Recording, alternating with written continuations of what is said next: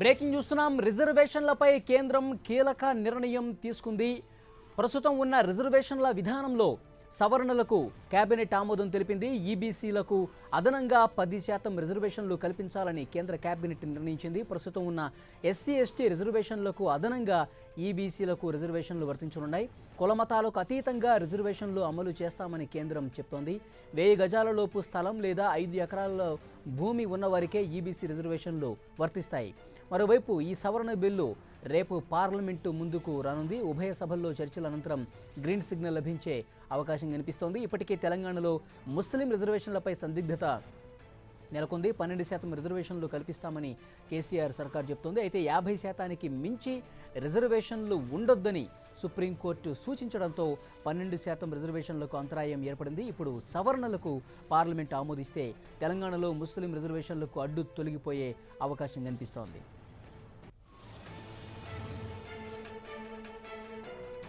ఇదే అంశానికి సంబంధించి పూర్తి డీటెయిల్స్ తెలుసుకుందాం. ఢిల్లీ నుంచి మా ప్రతినిధి గోపీకృష్ణ ఫోన్ లైన్లో సిద్ధంగా ఉన్నారు. గోపి, రిజర్వేషన్లపై కేంద్రం కీలక నిర్ణయం తీసుకుంది. రిజర్వేషన్లకు సంబంధించి ఈబీసీ రిజర్వేషన్లు అదనంగా 10% పెంచుతూ ఒక నిర్ణయం తీసుకున్నట్టుగా సమాచారం వస్తుంది. ఏంటి పూర్తి సమాచారం? ఆర్థికంగా వెనకబడి ఉన్న వారికి 10% రిజర్వేషన్ కల్పిస్తూ ముఖ్యంగా వచ్చిన ప్రతిపాదనకి ఈరోజు కేంద్ర కేబినెట్ ఆమోదం తెలపడం జరిగింది. అగ్ర కులాల్లో ముఖ్యంగా అనేక కులాల్లో అగ్ర కులాల్లో కూడా వెనకబడిన వారు ఉన్నారు. వారు రిజర్వేషన్ల లబ్ధిని పొందలేకపోతున్నారు. ప్రభుత్వ ఉద్యోగాల్లో కానీ విద్యా అవకాశాల్లో కానీ వీరికి 10% రిజర్వేషన్లు కల్పించే విధంగా ఒక రాజ్యాంగ సవరణని కేంద్ర ప్రభుత్వం తీసుకురాబోతోంది. ఈ సవరణకు సంబంధించిన ప్రతిపాదనని రేపు పార్లమెంట్ లో ముఖ్యంగా కేంద్రం ప్రవేశపెట్టబోతోంది. 2019 ఎన్నికలకు ముందు ఇది ఒక ఎలక్షన్ టాక్టిక్ గా తీసుకోవాలా, లేక వల్ల ముఖ్యంగా ప్రజానీకానికి లబ్ధి చేకూర్చేందుకే కేంద్ర ప్రభుత్వం ఈ నిర్ణయం తీసుకుందా అన్న అంశానికి సంబంధించి ముఖ్యంగా ప్రస్తుతం దేశవ్యాప్తంగా కూడా చర్చ జరుగుతోంది. ఎందుకంటే ఇన్ని రోజులు కూడా ముఖ్యంగా కులమతాలకు అతీతంగా ముఖ్యంగా సుప్రీంకోర్టు అనేక తీర్పులు ఇచ్చింది. రిజర్వేషన్ అంశానికి సంబంధించి అవేవి పట్టించుకోకుండా ఇప్పుడు ఎన్నికల సమయంలో ఈ కేబినెట్ నిర్ణయాన్ని ముఖ్యంగా ఏ విధంగా చూస్తుంది, కోర్టు దీన్ని తప్పుపడుతుందా అనేది కూడా చూడాలి. ఇందుకే ముఖ్యంగా రాజ్యాంగపరమైన అంశాల్లోకి కోర్టు జోక్యం చేసుకోవడానికి ఉండదు కాబట్టి ముందస్తుగానే పార్లమెంట్ లో చట్ట సవరణకి కేంద్రం సిద్ధమవుతున్న పరిస్థితి ఉంది. ప్రధానంగా బీసీ, ఎస్సీ, ఎస్టీ ఈ రిజర్వేషన్లను ముఖ్యంగా జోక్యం చేసుకోకుండా ఇప్పటికే వీటికి సంబంధించి 50% రిజర్వేషన్లు ఫిక్స్ అయిపోయి ఉన్నాయి. వీటికి అదనంగా 10% రిజర్వేషన్లు అంటే 60% రిజర్వేషన్ల కల్పన జరుగుతుంది. ఆర్థికంగా వెనకబడిన వారికి ప్రత్యేకంగా రిజర్వేషన్ల కల్పన ఎస్సీ, ఎస్టీ, బీసీల జోలికి వెళ్లకుండా ముఖ్యంగా వెనకబడిన కులాలు అంటే జనరల్ కేటగిరీలో ఉన్న వారికి కూడా అదనంగా 10% రిజర్వేషన్లు దీనివల్ల లబ్ధి చేకూరబోతుంది జనరల్ కేటగిరీలో ఉన్న వెనకబడిన వర్గాలకి. అయితే దీనికి కొన్ని ప్రాతిపదికలు ఉంటాయి. ముఖ్యంగా 1000 గజాల స్థలం అలాగే 5 ఎకరాల భూమి లోపు ఆర్థికంగా వారు ముఖ్యంగా ఒక ఏడాదికి వారి ఆర్జన ఎంత ఉంటుంది అనే అంశాలన్నీ బేరీజు వేసుకున్న తర్వాతే వారు ఈ రిజర్వేషన్ కి అమలు అవుతారా, అప్లికబుల్ అవుతారా లేదా అనేది బేరీజు వేసుకుని వారికి రిజర్వేషన్లు కల్పించడం జరుగుతుంది. అయితే తెలంగాణలో 12% రిజర్వేషన్లు కేవలం ఒక మైనారిటీ వర్గానికి, ముస్లిం మైనారిటీలు కల్పిస్తూ ముఖ్యంగా రాష్ట్ర అసెంబ్లీ ఒక నిర్ణయం తీసుకోవడం జరిగింది. దీనికి సంబంధించి ముఖ్యంగా రాష్ట్ర మంత్రివర్గం తీసుకున్న నిర్ణయం అసెంబ్లీ ఆమోదించిన రిజల్యూషన్ అనేది కేంద్రంలో పెండింగ్ లో ఉన్న పరిస్థితి. ఇప్పుడు తాజాగా జనరల్ కేటగిరీలో ఉన్న వారికి సంబంధించిన రిజర్వేషన్ల కల్పనకు సంబంధించి తెలంగాణలో ఇటు ముస్లిం కేటగిరీకి రిజర్వేషన్ల కల్పనకు సంబంధించి కేంద్రం చెప్తున్న అంశం 50% మించకూడదు రిజర్వేషన్లు అని చెప్పి గత నుంచి కూడా ఈ అంశాన్ని పెండింగ్ లో ఉంచుతూ వచ్చింది. కానీ ఇప్పుడు ఈ జనరల్ కేటగిరీకి 10% రిజర్వేషన్లు కల్పించడం వల్ల ఓవరాల్ పూల్ అనేది 60% చేరుతుంది. కాబట్టి సుప్రీంకోర్టులో ఎటువంటి అడ్డంకులు రాకుండా ముందస్తుగానే రాజ్యాంగ సవరణ ముఖ్యంగా రాజ్యాంగంలోని ఆర్టికల్ 15 and 16 ఈ 2 సవరణలు చేసి ముఖ్యంగా ఈ వెనుకబడిన వర్గాలకి కూడా మేము ముఖ్యంగా అన్ని వర్గాలని సమానంగా చూసేందుకే ఈ నిర్ణయం తీసుకున్నాం అని చెప్పే ప్రయత్నం అయితే కేంద్రం చేస్తుంది. ఇందులో భాగంగానే రేపు పార్లమెంటు ముందుకి ఈ రాజ్యాంగ సవరణ సంబంధించిన బిల్లును తీసుకురాబోతోంది. వెనుకబడిన వర్గాల వారికి కూడా 10% రిజర్వేషన్లు కల్పించే ఒక బిల్లుని రేపు పార్లమెంట్ లో కేంద్రం ప్రవేశపెట్టబోతోంది. దీనికి విపక్షాలు ఏ విధంగా దీనికి మద్దతు ఇస్తాయా లేదా అనేది చూడాలి. మొదటి నుంచి కూడా అన్ని వర్గాల వారిని సమంగా చూడాలని చెప్పి అన్ని రాజకీయ పార్టీలు చెప్తున్నాయి. కానీ ఆయా కేటగిరీస్ వైజ్ గా ముఖ్యంగా కుల ప్రాతిపదికన ఎస్సీ, ఎస్టీ, బీసీ వర్గాలకు సంబంధించిన నాయకులు కూడా పార్లమెంట్ లో ముఖ్యంగా చట్టసభల్లో రిజర్వేషన్లు కావాలని కోరుతున్నారు. అలాగే ఉద్యోగ అవకాశాల్లో ముఖ్యంగా మరాఠవాడాలు కానీ ముఖ్యంగా గుజ్జర్లు, జాట్లు ఈ విధంగా అనేక రాష్ట్రాల్లో అనేక కులాలు ఉన్న పరిస్థితి ఉంది. ఆ కులాల ప్రాతిపదికన కూడా ఇది కొంత మేలు చేకూర్చే అంశంగా భావిస్తుంది అని చెప్పి వారి వారి రిజర్వేషన్లకు సంబంధించిన అంశాలను ఆయా రాష్ట్రాలకు సంబంధించిన ప్రతినిధులు కూడా ప్రస్తుతం కేంద్ర కేబినెట్ తీసుకున్న నిర్ణయం తర్వాత చర్చించుకుంటున్న పరిస్థితి ఉంది. ఓవరాల్ గా ఇది కేవలం ఎన్నికల టాక్టిక్ గానే ప్రభుత్వం చేస్తుందా, లేక ఆర్ఎస్ఎస్ ఎజెండా, ముఖ్యంగా ఆర్ఎస్ఎస్ ఎజెండాలో ఇది కూడా ఉంది. ముఖ్యంగా జనరల్ కేటగిరీలో వారు రిజర్వేషన్లు పొందలేకపోతున్నారు. మొదటి నుంచి కూడా ఆర్ఎస్ఎస్ సంబంధించిన నాయకులు కూడా చెప్తున్న నేపథ్యంలో ఇది ఆర్ఎస్ఎస్ ఎజెండా అమలు అని చెప్పి అంశం కూడా తెర మీదకి వస్తున్న పరిస్థితి ఉంది. సో ఓవరాల్ గా ఇప్పటి వరకు అయితే దేశవ్యాప్తంగా ఉన్న జాతీయ నాయకులు బీజేపీ మినహా ఇతర సామాజిక వర్గాలకు సంబంధించిన నాయకులు కూడా కేంద్ర కేబినెట్ తీసుకున్న ఈ నిర్ణయం పట్ల ముఖ్యంగా వారు సానుకూలంగా స్పందించిన పరిస్థితి అయితే కనపడడం లేదు. ఓన్లీ ఎన్నికల కోణంలోనే దీన్ని వారు చూస్తున్న పరిస్థితి ఉంది. ఇన్నేళ్లు చేయకుండా ఆర్థికంగా వెనుకబడిన వారిని గుర్తించి వారికి ముఖ్యంగా ప్రభుత్వ ఫలాలు అందించడంలో కానీ, ముఖ్యంగా విద్య అలాగే ఉపాధి అవకాశాల్లో రిజర్వేషన్లు కల్పించే అంశాన్ని ఇప్పుడెందుకు తెర మీదకి తీసుకొచ్చింది మోడీ ప్రభుత్వం అన్న ప్రశ్న అయితే ప్రధానంగా వినిపిస్తున్న పరిస్థితి ఉంది. సో చూడాలి మోడీ ప్రభుత్వానికి రేపు పార్లమెంట్ లో ఈ రాజ్యాంగ సవరణ ఆర్టికల్ 15, 16 సంబంధించిన సవరణకి ఎంతవరకు రాజకీయ పక్షాలు మద్దతు ఇస్తాయి.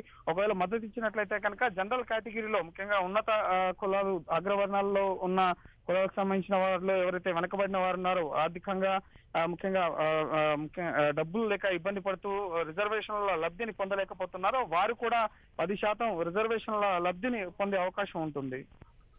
గోపికృష్ణ, ఇప్పుడు 10% అదనంగా రిజర్వేషన్ కల్పిస్తున్నారు ఈబీసీకి. రేపు చట్ట సవరణ చేసేందుకు కూడా సుముఖంగా ఉన్నట్టు సమాచారం వస్తుంది. ఈ నేపథ్యంలో తెలంగాణకు సంబంధించి గిరిజనులు, ముస్లింల రిజర్వేషన్ చేద్దామని ఆల్రెడీ ఇక్కడ ప్రభుత్వం తీర్మానించిన నేపథ్యంలో ఏమన్నా వీటికి ఒక మార్గం ఏర్పడే అవకాశం కనిపిస్తుందా? 10% పెరిగిన నేపథ్యంలో, చట్ట సవరణ జరిగే అవకాశం ఉన్న నేపథ్యంలో ఈ చట్ట సవరణ ద్వారా ఆర్థికంగా వెనకబడి ఉన్న అగ్రకులాల్లో ఉన్న వారికి మాత్రమే ఈ అదనంగా తీసుకున్న కేంద్ర కేబినెట్ నిర్ణయం ఏదైతే 10% రిజర్వేషన్ల కల్పనకు సంబంధించి చట్ట సవరణ ఆమోదం పొందితే కనుక అదనంగా అగ్రకులాల్లో వారికి రిజర్వేషన్లు కలుగుతాయి. కానీ ముస్లిం మైనారిటీలు అలాగే గిరిజనులు వీరికి సంబంధించి జనాభా ప్రాతిపదికన తెలంగాణలో ముఖ్యంగా ప్రవేశపెట్టిన తీర్మానం కానీ రాష్ట్ర ప్రభుత్వం తీసుకున్న నిర్ణయానికి సంబంధించి కానీ ఈ అంశాలకి ఎటువంటి మార్పు ఉండదు. ముఖ్యంగా గతంలో కొనసాగుతున్న రిజర్వేషన్లనే కొనసాగుతాయి. కానీ రాష్ట్ర ప్రభుత్వం తీసుకున్న నిర్ణయం ఏదైతే రిజర్వేషన్లు పెంచుతూ జనాభా ప్రాతిపదికన ముస్లిం మైనారిటీలు ఎక్కువగా ఉన్నారు, గిరిజనులు ఎక్కువగా ఉన్నారు కాబట్టి వారికి రిజర్వేషన్ల శాతం పెంచాలి రాష్ట్రంలో అని చెప్పి రాష్ట్ర ప్రభుత్వం నిర్ణయం తీసుకుంది. కానీ ఇది జాతీయ స్థాయిలో కేంద్రం వెనకబడిన వారికి, అగ్రకులాల్లో వెనకబడిన వారికి, జనరల్ కేటగిరీలో ఉన్నవారు మాత్రమే దీనికి ఎందుకు వస్తారు. కానీ ముస్లిం మైనారిటీలు అలాగే గిరిజనులు తెలంగాణ రాష్ట్ర ప్రభుత్వం తీసుకున్న వారికి ఈ కేంద్ర కేబినెట్ తీసుకున్న నిర్ణయానికి సంబంధం ఉండదు. కాబట్టి తిరిగి తెలంగాణ రాష్ట్ర ప్రభుత్వం తీసుకున్న ఏదైతే రిజర్వేషన్ అంశం ఏదైతే ఉందో కేంద్రానికి రిజల్యూషన్ పంపించడం, తీర్మానం పంపించడం ఇది పెండింగ్ లోనే ఉంది. దానికి సంబంధించి ఎటువంటి నిర్ణయం కూడా కేంద్రం తీసుకోలేదు.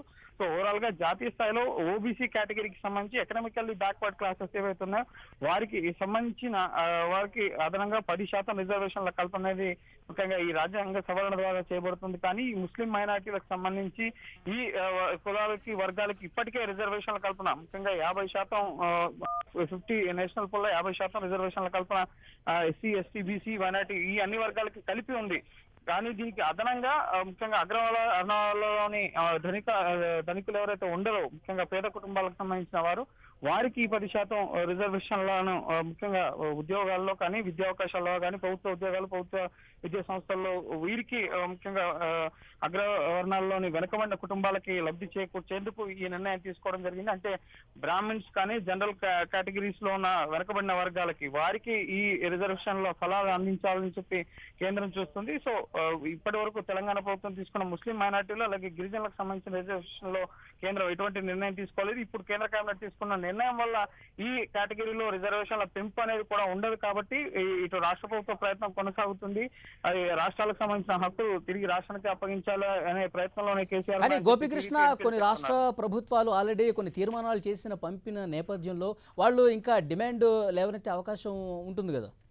ఖచ్చితంగా ఇది ముఖ్యంగా ఓబీసీ జనరల్ కేటగిరీలో వారికి రిజర్వేషన్లు కల్పిస్తున్నారు కాబట్టి ఈ ఇతర కేటగిరీలో ఉన్న వారు ముఖ్యంగా ఆయా రాష్ట్రాల్లో జనాభా ప్రాతిపదికన రిజర్వేషన్ల శాతాన్ని పెంచాలి అని కోరుతున్న తరుణంలో ఖచ్చితంగా కొన్ని రాష్ట్రాల నుంచి అభ్యంతరం వచ్చే అవకాశం కూడా ఉంది. ఇందులో తెలంగాణ నుంచి కూడా అభ్యంతరం వచ్చే అవకాశం ఉంది. ఎందుకంటే గిరిజనులు, ముస్లిం కేటగిరీకి సంబంధించి జనాభా ప్రాతిపదికన రిజర్వేషన్ కల్పించాలని చెప్పి కోరుతుంది. అలాగే మహారాష్ట్రలో మరాఠవాడలకు సంబంధించి, అలాగే ఇతర ఉత్తరాది రాష్ట్రాల్లో గుజ్జర్లు, జాట్లు ఈ విధంగా అనేక కులాల వర్గాల వారీగా ముఖ్యంగా ఇటు హర్యానా ఈ రాష్ట్రాల్లో పంజాబ్ రాష్ట్రాల్లో గుజ్జర్లు జాట్లు వీరికి కొంత లబ్ధి చేరే అవకాశం ఉంది. అలాగే మరాఠవాడలో మరాఠా కమ్యూనిటీకి సంబంధించి కూడా ఈ ఓబీసీ ఈబీసీ కేటగిరీలోకి వీరంతా కూడా వచ్చే అవకాశం ఉంటుంది, జనరల్ కేటగిరీలో ఉన్నవారు కాబట్టి.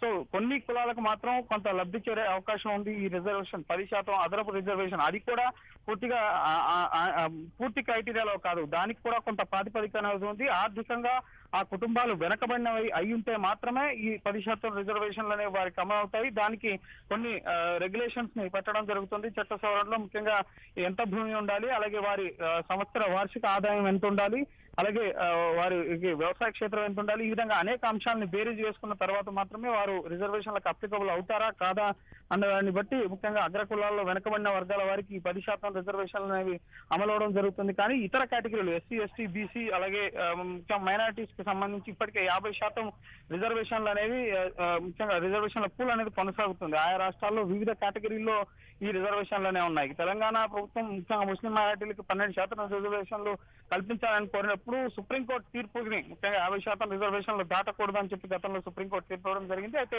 ఇప్పుడు ఇది 60%కి కేంద్ర కేబినెట్ తీసుకెళ్తున్న పరిస్థితి ఉంది. సో దాన్ని ముఖ్యంగా సుప్రీంకోర్టు క్వశ్చన్ చేయకుండా ముందస్తుగానే రేపు పార్లమెంట్ లో ముఖ్యంగా చట్ట సవరణ ఆర్టికల్ 16 ని చట్ట సవరణ చేసి ఎటువంటి ఇబ్బందులు ముఖ్యంగా కోర్టుల్లో ముఖ్యంగా మైనారిటీలకు సంబంధించి కానీ ఇతర రాష్ట్రాలు ఏవైతే రిజర్వేషన్లు పెంచాలని డిమాండ్ చేస్తున్నాయో అవి కోర్టులో సవాల్ చేసే అవకాశం ఉంటుంది. కాబట్టి అక్కడి నుంచి ఎటువంటి ప్రశ్న తలెత్తకుండా ముందస్తుగానే పార్లమెంట్ వేదికగా దీన్ని చట్ట సవరణ ద్వారా ముందుకు తీసుకెళ్లాలని చెప్పి కేంద్రం భావిస్తుంది. సో చూడాలి ఇతర కమ్యూనిటీకి సంబంధించిన ఎంపీలు పార్లమెంట్ లో ఎంతవరకు దీనికి మద్దతు ఇస్తారు అనేది.